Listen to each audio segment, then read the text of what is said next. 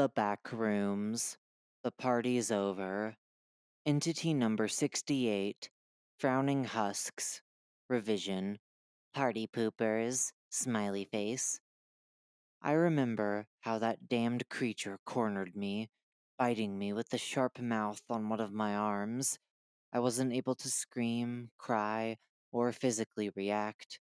Blue, leathery skin began painfully replacing my flesh until I could no longer feel my muscles.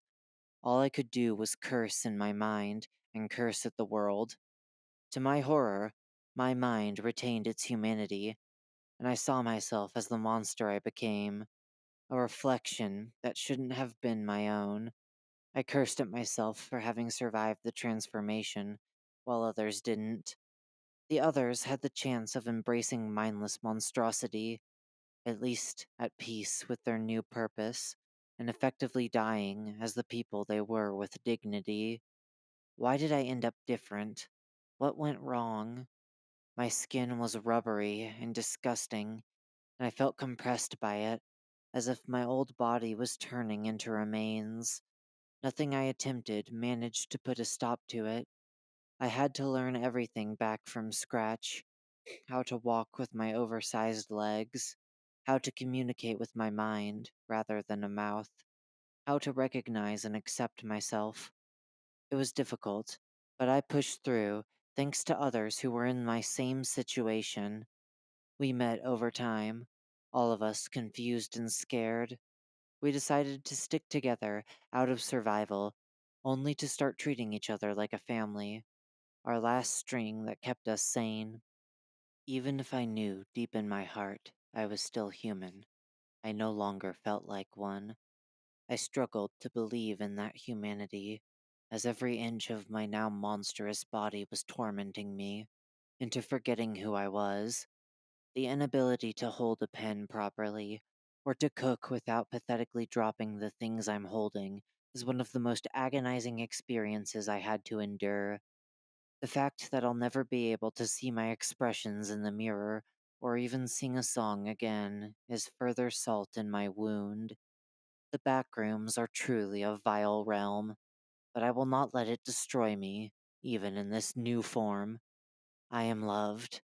I have people who want me to keep going, and I need to push through for them, and for those in my same condition.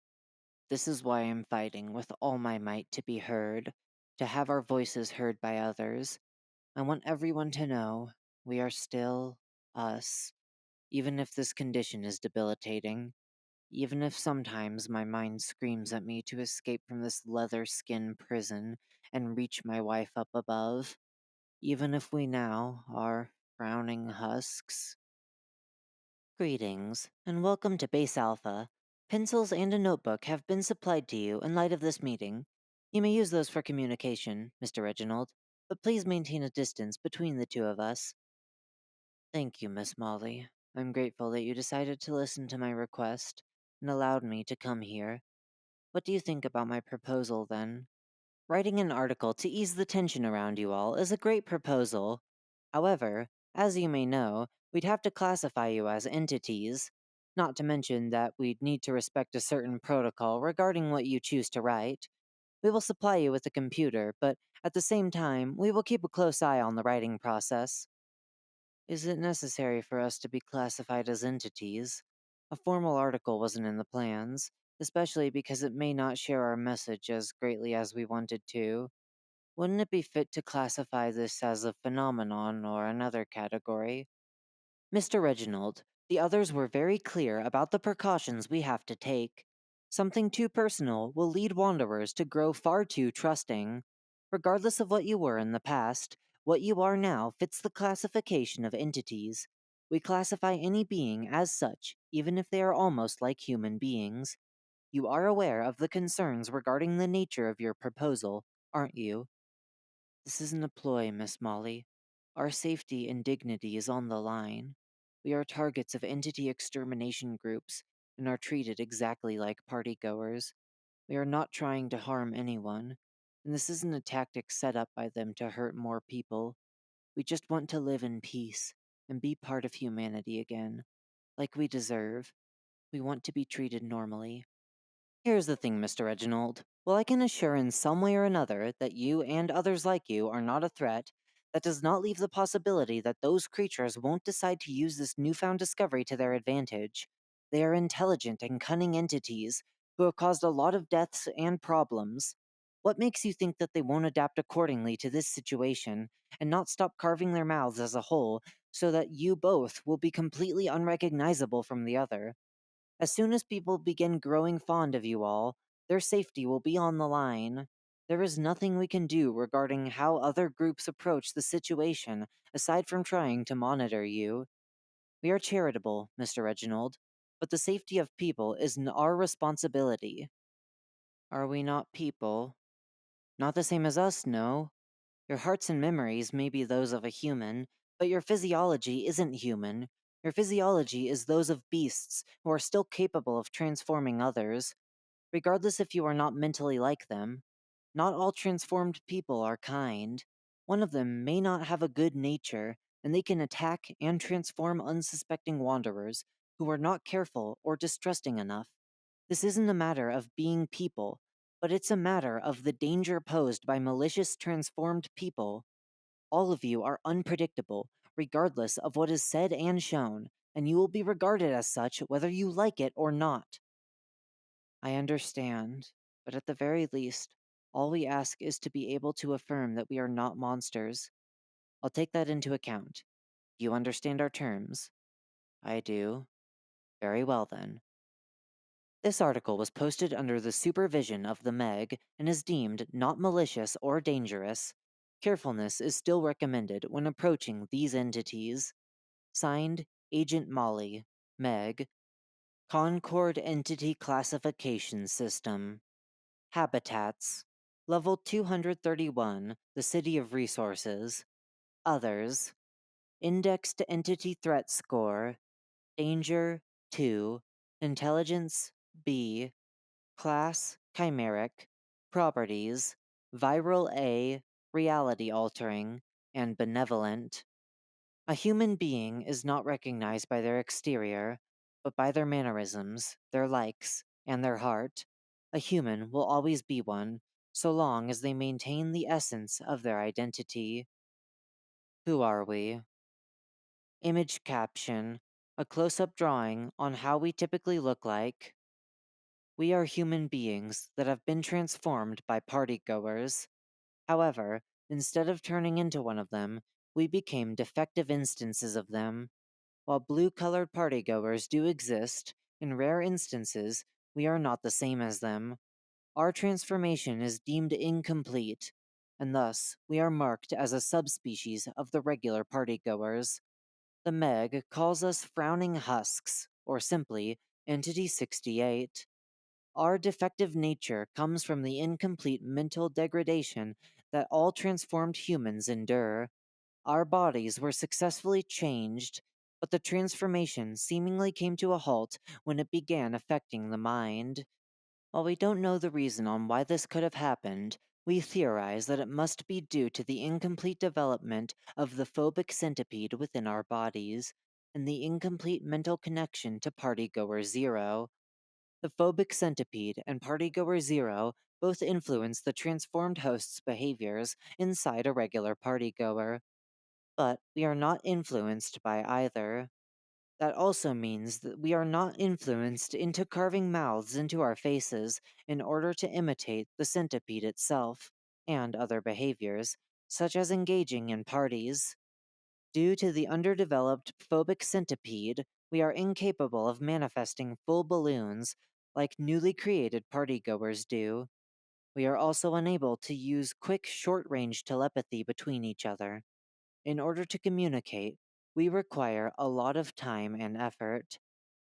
We don't know why our transformation had a different outcome than others, as we deem it impossible to research its causes.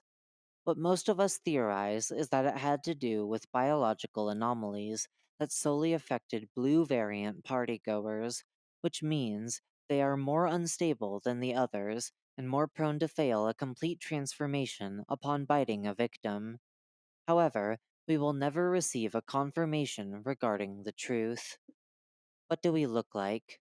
We all resemble blue partygoers that lack a carved smile. All of us prefer to wear pieces of clothing that we enjoy, such as dresses or hoodies, and wear accessories to better communicate our identity and personality.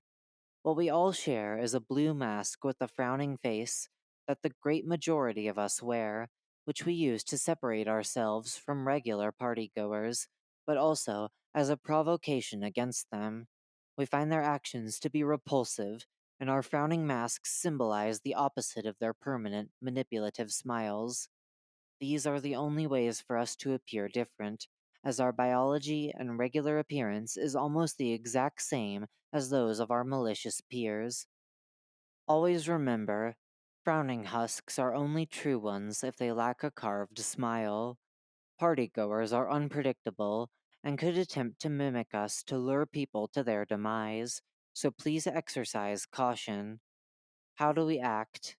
Unlike partygoers, we don't instinctually wish to transform others into frowning husks, as we still retain our morals and our reason. We don't share the same views between each other, which means that some of us may be malicious, like any human beings can be. We tend to avoid traveling in groups, as to not make people think that we are blue partygoers. We prefer to wander in solitude, while still reuniting in levels populated by a great majority of us. We like to help each other whenever it's needed. Some of us may be more reserved than others, but we are all trying our hardest to be helpful and positive. Most of us wish to avoid aid in fending off the partygoers, as they harm innocent people and represent an everlasting threat to humanity in the backrooms. We condemn their leader and all instances of them. We pray all to understand this and not believe partygoer misbeliefs, so as to allow us to exist. Whatever may happen, we will be ready to fight partygoers at any moment of our lives. As a last request, all we ask is for us to not be attacked. We are not feral entities who pose a threat to living beings. We wish to be treated with mercy, as much as a regular person would receive it. That is all we request, not as a species, but as a group of people who were once human, to please have mercy on us, even if you may fear who we are. Reginald stepped away from his assigned Meg computer.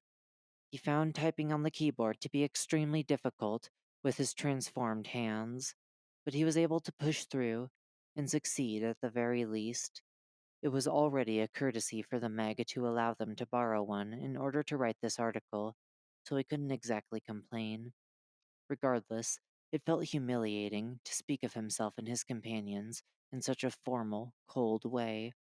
He wanted to put words on the pain of being trapped in a prison of flesh.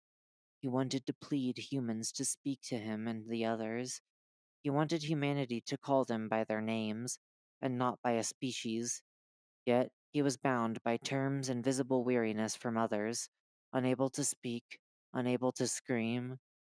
He hoped that this article would ease the aggressivity and fear towards him and other transformed people, even if it wouldn't do so in the way he wanted. He didn't blame anyone for doubting him or his companions, but he hoped the circumstances would eventually change in their favor, that one day they'd be heard like a human would be, even if that possibility felt unreachable. All he could do was behave like a beaten stray dog that could only plead to receive empathy like a wounded man would, or like a bug about to be squashed. Its only sin was to exist in a shared space. With an internal sigh, after a few minutes of silence, he went to report what he wrote to the others. Level 231 was joyful as usual. The laughter of the children inhabiting it made him feel much more at ease. He saw Nina and Jonas playing with Emily. They clung to her long blue limbs and climbed on her strong shoulders. Even if she couldn't properly express it, she was happy to spend time with them. He saw all the others spending their time doing their favorite activities. Matthew was trying to clumsily cut a few vegetables under the supervision of Miss Candace. Jen was reading one of the many newspapers she found with Sarah. and all the others were entertaining themselves with crafting some nice decorants. Their mutation made it difficult to do all these things normally, but it was no longer as big of a problem as it was before. Mr. Reginald, come check out what we are drawing. Alana called him from one of the tables. The other kids had joined her in a group, and they were all doodling together. With a bit of difficulty, he moved closer and attempted to find a comfortable position. What are you making? He wrote on his notebook to communicate, curious as to why the children called him in such a hurry. Humbert giggled. He was barely unable to contain himself from revealing the surprise. Humbert, you're going to give away the secret if you act like that, Sarah scolded him before returning to her project. Humbert became as quiet as a mouse and added the finishing touches. Once complete, Jonas showed their masterpiece to Reginald. No image caption available. It's us. Miss Emily helped us draw you. She's so talented, Jonas said in a cheerful tone. All the children embraced him quite tightly. You're the coolest, Mr. Reginald. We wanted to make you a gift since you're working so hard to help. They all tried to say in unison. Reginald almost felt ghost tears dripping from his carved eyes. He embraced the children and held them so close. Despite everything, they were always the ones reminding him of his humanity. These children were his family, treating him exactly how he desired to be treated, like he was one of them. Thank you, children. He scrambled to write his gratitude. The others soon joined the hug when they noticed the affection pile. You deserve it, Reggie. You work like hell to spread our voices, Jen communicated to him through some effort. The embrace felt like an eternity, reminding him of the same way his wife and children would hug him when he returned from work. His heart ached as he prayed that this would last a bit longer. This was a firm reminder of his purpose. He could not afford to let them all down. He could not let the loss of his dignity as a human tear him apart. Ashley, Mary, and my darling Rebecca up there in heaven, I'll continue pushing through like you'd want me to, for your sake and theirs.